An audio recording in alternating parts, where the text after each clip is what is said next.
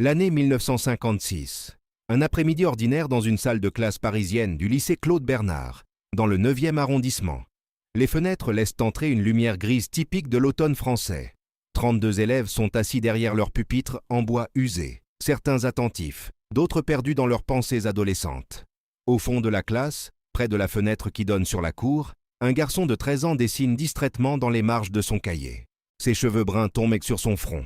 Il ne regarde pas le tableau. Il n'écoute pas la leçon de littérature. Il est ailleurs, complètement ailleurs. Le professeur Marceau observe ce garçon depuis plusieurs semaines maintenant. Cet élève qui s'appelle Jean-Philippe Smet ne participe jamais. Il arrive souvent en retard, les vêtements froissés, l'air fatigué. Ses notes sont médiocres. Pendant les cours, il semble habiter un autre monde. Monsieur Marceau a 52 ans, une carrière entière consacrée à l'enseignement, et il a vu défiler des centaines d'élèves désintéressés. Mais quelque chose chez ce garçon attire son attention. Ce n'est pas de l'arrogance dans son regard absent, c'est autre chose, une sorte de feu intérieur qui brûle silencieusement. Ce jour-là, Monsieur Marceau décide d'agir. Il interrompt sa leçon sur Molière et pose sa craie. Le silence se fait progressivement dans la classe. Les élèves lèvent les yeux, surpris par cette pause inhabituelle. Le professeur ajuste ses lunettes rondes et fixe le fond de la salle. « Monsieur Smet », dit-il d'une voix calme mais ferme. Le garçon sursaute légèrement, arraché à ses pensées. « Pourriez-vous venir ici, s'il vous plaît » Jean-Philippe se lève lentement, sous les regards curieux de ses camarades. Certains sourient, anticipant une réprimande. D'autres chuchotent. Le garçon marche entre les rangées de pupitres, les mains dans les poches de son pantalon trop court. Il se tient devant le bureau du professeur, les yeux baissés, attendant les reproches habituels sur son manque d'attention et ses devoirs non rendus. Mais Monsieur Marceau ne dit rien de tout cela. Il observe le garçon pendant un long moment, puis demande d'une voix douce. « Qu'est-ce qui vous passionne, Jean-Philippe ? Qu'est-ce qui occupe vos pensées pendant mes cours ?» La question prend le garçon au dépourvu. Personne ne lui a jamais demandé cela. Les professeurs se plaignent, punissent, sermonnent, mais ne posent jamais cette question. Jean-Philippe hésite. Il regarde ses chaussures usées, puis lève timidement les yeux vers Monsieur Marceau. « La musique, monsieur, » murmure-t-il. « Je pense à la musique. » Le professeur hoche la tête lentement, comme s'il s'y attendait. « Quel genre de musique ? » « Le rock and roll, monsieur. Elvis Presley, Jane Vincent, cette musique qui vient d'Amérique. » Un murmure parcourt la classe. Certains élèves ricanent. Le rock and roll est cette musique sauvage que les parents détestent, que l'Église condamne, que les professeurs considèrent comme une corruption de la jeunesse. Monsieur Marceau lève la main pour faire taire les rires. « Et vous vous contentez d'écouter cette musique ou vous la pratiquez ?» Jean-Philippe sent son cœur battre plus fort. « Je chante, monsieur. J'essaie de chanter. Mon cousin m'apprend la guitare. On répète dans sa cave. » Le professeur se lève de sa chaise et fait quelques pas dans la classe. Tous les yeux sont maintenant fixés sur lui. Il s'arrête près de la fenêtre, les mains derrière le dos, regardant la cour vide en contrebas. Puis il se retourne brusquement vers Jean-Philippe. « Très bien, montrez-nous. » Le silence qui suit est absolu. Jean-Philippe cligne des yeux, incertain d'avoir bien entendu. « Pardon, monsieur ? Montrez-nous ce que vous savez faire. Chantez quelque chose pour nous, ici, maintenant. » La classe explose en murmures excités. Certains élèves rient ouvertement, d'autres regardent Jean-Philippe avec pitié. Le garçon sent ses joues devenir brûlantes. Ses mains tremblent légèrement. Il secoue la tête. « Je ne peux pas, monsieur. Je n'ai pas ma guitare. Et puis, vous n'avez pas besoin de guitare pour chanter, » interrompt Monsieur Marceau. « Vous dites que la musique vous passionne au point de ne pas pouvoir vous concentrer sur vos études. Prouvez-le. Montrez-nous pourquoi cette passion mérite de vous distraire de Molière. » Jean-Philippe sent tous les regards peser sur lui. Il voudrait disparaître, s'enfoncer dans le sol, s'évaporer. Mais quelque chose dans les yeux de Monsieur Marceau l'arrête. Ce n'est pas de la moquerie, ce n'est pas de la cruauté. C'est un défi, oui, mais aussi quelque chose d'autre. Une invitation, une opportunité. Le garçon ferme les yeux un instant. Il pense à Elvis sur scène, à cette assurance magnétique, à cette liberté totale. Il pense aux soirées dans la cave de son cousin, quand il joue jusqu'à ce que les voisins se plaignent. Il pense à cette sensation qui l'envahit quand il chante, cette sensation d'être enfin lui-même, enfin vivant. Il ouvre les yeux et hoche la tête. Sans guitare, sans microphone, sans rien d'autre que sa voix tremblante, Jean-Philippe Smet commence à chanter. Il choisit « Heartbreak Hotel » d'Elvis Presley, une chanson qu'il connaît par cœur, qu'il a répétée des centaines de fois. Sa voix est d'abord hésitante, presque inaudible. Certains élèves ricanent, mais progressivement quelque chose change. Le garçon ferme les yeux et se laisse porter par la musique qui existe dans sa tête. Sa voix devient plus forte, plus assuré. Il oublie la classe, oublie les moqueries, oublie même Monsieur Marceau. Il est ailleurs, dans ce lieu où seule la musique existe. Ses mains bougent instinctivement, comme s'il tenait une guitare invisible. Son corps se balance légèrement au rythme. Les rires s'éteignent progressivement. Les élèves se taisent, d'abord surpris, puis captivés. Cette voix qui sort de ce garçon ordinaire, de ce camarade qu'il côtoie tous les jours sans vraiment le voir, cette voix a quelque chose de différent. Elle est brute, imparfaite, mais elle porte une émotion authentique, une passion indéniable. Monsieur Marceau reste immobile près de la fenêtre, les bras croisés, observant attentivement. Son visage ne trahit aucune émotion, mais ses yeux brillent d'une lueur particulière. Il a enseigné pendant 30 ans. Il a vu des élèves brillants devenir des médiocres, et des médiocres révéler des talents insoupçonnés. Mais ce qu'il voit maintenant, ce qu'il entend, c'est quelque chose de rare. Ce n'est pas juste un garçon qui chante bien. C'est un garçon qui devient quelqu'un d'autre quand il chante, qui se transforme, qui s'illumine de l'intérieur. Quand Jean-Philippe termine la chanson, le silence règne dans la classe. Personne ne rit, personne ne parle. Le garçon ouvre lentement les yeux, comme s'il se réveillait d'un rêve. Il regarde autour de lui, soudain conscient de ce qu'il vient de faire, de s'être exposé ainsi devant tout le monde. La panique commence à monter en lui. Puis M. Marceau se met à applaudir, lentement, délibérément. Le bruit de ses mains qui se frappent résonne dans le silence de la classe. Un élève au premier rang commence à applaudir aussi. Puis un autre, et encore un autre. Bientôt, toute la classe applaudit. Certains sifflent même.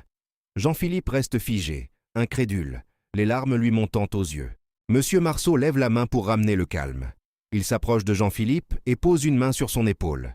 « Merci, Monsieur Smet. Vous pouvez retourner à votre place. » Le garçon retourne à son pupitre dans un état second. Ses jambes tremblent. Son cœur bat si fort qu'il l'entend dans ses oreilles.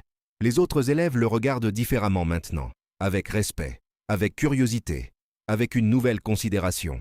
Monsieur Marceau retourne à son bureau mais ne reprend pas immédiatement son cours. Il regarde la classe, puis fixe Jean-Philippe au fond de la salle. « Ce que nous venons de voir, dit-il d'une voix claire, c'est la différence entre exister et vivre. Monsieur Smet existe dans cette classe, mais quand il chante, il vit. C'est une leçon que tous les livres du monde ne peuvent pas enseigner. » Il fait une pause, laissant ses mots résonner.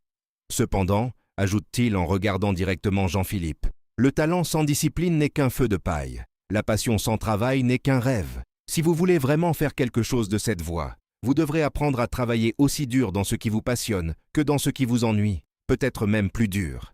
Jean-Philippe hoche la tête, incapable de parler, la gorge serrée par l'émotion. Ce jour-là marque un tournant. Monsieur Marceau ne devient pas soudainement indulgent avec Jean-Philippe.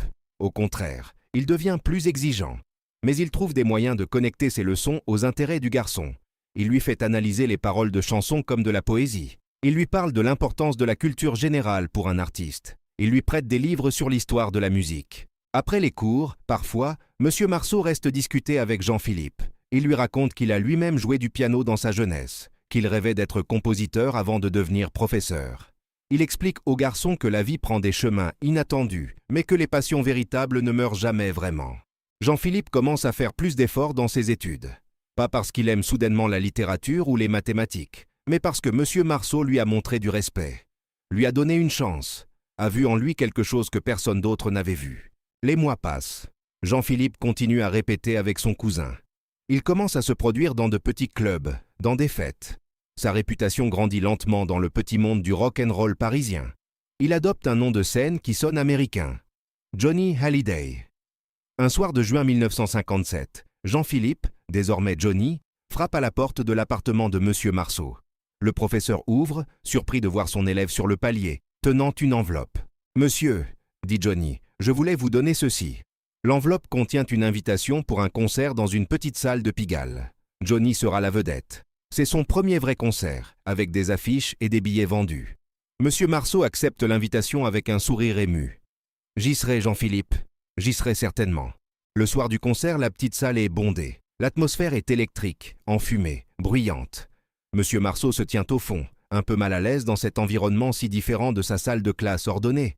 Mais quand Johnny monte sur scène, quand il saisit le microphone et que les premières notes résonnent, le professeur comprend que quelque chose de spécial est en train de se produire. Ce n'est plus le garçon timide qui chantait dans la classe. C'est un artiste, Un véritable artiste, la transformation est totale. Johnny possède la scène, possède le public, possède le moment. Sa voix a gagné en puissance, en assurance. Ses mouvements sont naturels, magnétiques. Le public est hypnotisé. Monsieur Marceau sent les larmes lui monter aux yeux. Ce n'est pas de la fierté paternelle, c'est quelque chose de plus profond. C'est la joie de voir un potentiel se réaliser, de savoir qu'il a joué un rôle, même petit, dans cette éclosion. Après le concert, Johnny vient le trouver dans la foule. Ils se serrent la main, puis s'embrassent à la française. « Merci, monsieur, » dit Johnny. « Merci de m'avoir donné cette chance ce jour-là. Merci de m'avoir vu. » Monsieur Marceau sourit, les yeux brillants. « Je n'ai rien fait, Jean-Philippe. J'ai juste ouvert une porte.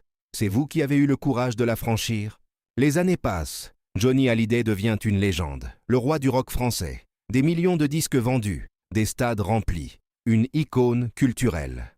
Monsieur Marceau suit sa carrière de loin, avec une satisfaction discrète. Il ne cherche jamais à profiter de cette connexion. Il ne raconte pas l'histoire à tout le monde. C'est son secret, son trésor personnel. En 1995, Monsieur Marceau a 91 ans. Il vit dans une maison de retraite à Versailles. Sa santé décline, mais son esprit reste vif. Un après-midi, une infirmière entre dans sa chambre avec un sourire mystérieux. « Monsieur Marceau, vous avez un visiteur très spécial. » La porte s'ouvre et Johnny Hallyday entre. Il a 52 ans maintenant, les cheveux grisonnants, le visage marqué par les années, mais toujours cette présence magnétique. Il tient un bouquet de fleurs et une guitare. Monsieur Marceau, assis dans son fauteuil près de la fenêtre, met quelques secondes à reconnaître son ancien élève. Puis ses yeux s'écarquillent. « Jean-Philippe ?» Johnny s'agenouille près du fauteuil et prend les mains fragiles du vieil homme dans les siennes. « Bonjour monsieur, cela fait trop longtemps. » Il parle pendant des heures. Johnny raconte sa carrière, ses succès, ses échecs, ses doutes. Monsieur Marceau écoute, pose des questions, rit aux anecdotes. Puis Johnny prend sa guitare. « Il y a une chanson que je n'ai jamais oubliée, » dit-il. « La première que j'ai chantée devant un public. Vous vous souvenez ?» Monsieur Marceau hoche la tête, les larmes coulant librement sur ses joues ridées. Johnny commence à jouer « Heartbreak Hotel ». Sa voix a changé, mûri, mais l'émotion est toujours là. Dans cette petite chambre de maison de retraite, devant un public d'une seule personne, Johnny Hallyday chante comme il chantait ce jour-là dans la classe, avec toute son âme. Quand il termine, Monsieur Marceau applaudit doucement, comme il l'avait fait 39 ans plus tôt. « Merci Jean-Philippe, merci d'être venu, merci de ne pas avoir oublié. » Johnny essuie ses propres larmes. « Comment aurais-je pu oublier, monsieur ? Vous m'avez donné la permission d'être moi-même. C'est le plus beau cadeau qu'on puisse faire à quelqu'un. » Monsieur Marceau décède 3 mois plus tard, paisiblement dans son sommeil. Johnny assiste aux funérailles, discrètement, au dernier rang de l'église. Peu de gens le reconnaissent. Ceux qui le font respectent son désir de rester discret. Pendant l'éloge funèbre, le neveu de Monsieur Marceau raconte l'histoire du professeur qui a défié un élève désintéressé de prouver sa passion. Il ne mentionne pas le nom de l'élève, mais plusieurs personnes dans l'assistance se tournent vers Johnny, qui garde les yeux baissés, les mains jointes. Après la cérémonie, Johnny s'approche du cercueil. Il pose sa main sur le bois poli et murmure « Au revoir, monsieur. Merci pour tout. Je continuerai à chanter. Je continuerai à vivre, pas juste à exister. » Cette histoire ne fait jamais les gros titres. Johnny ne la raconte que rarement, seulement aux personnes les plus proches. Mais elle reste gravée en lui, fondamentale. Essentiel. Le souvenir de ce jour où un professeur a vu au-delà de l'élève désintéressé, au-delà des notes médiocres et de l'attention vagabonde, pour apercevoir l'artiste qui attendait sa chance. Des décennies plus tard, quand des journalistes demandent à Johnny Hallyday quel a été le moment décisif de sa carrière, il ne parle pas de son premier disque d'or, ni de son premier concert au Stade de France. Il parle d'un après-midi d'automne en 1956, dans une salle de classe parisienne, quand un professeur nommé Marceau lui a demandé de chanter. « C'est là que tout a commencé vraiment », dit-il toujours. Pas quand j'ai signé mon premier contrat, pas quand j'ai eu mon premier succès, mais ce jour-là, quand quelqu'un m'a vu, vraiment vu, et m'a donné la permission d'être qui j'étais destiné à être. L'histoire de Monsieur Marceau et de Jean-Philippe Smet nous rappelle que les moments qui changent une vie ne sont pas toujours spectaculaires. Parfois, c'est juste un professeur qui pose une question différente, qui lance un défi au lieu d'une punition, qui choisit de voir le potentiel plutôt que l'échec. Et parfois, c'est tout ce dont quelqu'un a besoin. Une chance, un regard, une invitation à montrer qui il est vraiment. Le reste, il le fera lui-même. Mais ce premier pas, cette première reconnaissance, peut résonner à travers toute une vie, à travers toute une carrière, à travers des millions de chansons et des millions de cœurs touchés. Monsieur Marceau n'a jamais cherché la gloire. Il n'a jamais voulu de reconnaissance publique. Il était juste un professeur qui croyait que son rôle n'était pas seulement d'enseigner des faits, mais de révéler des âmes. Et dans cette mission silencieuse et humble, il a changé le monde, une voix à la fois.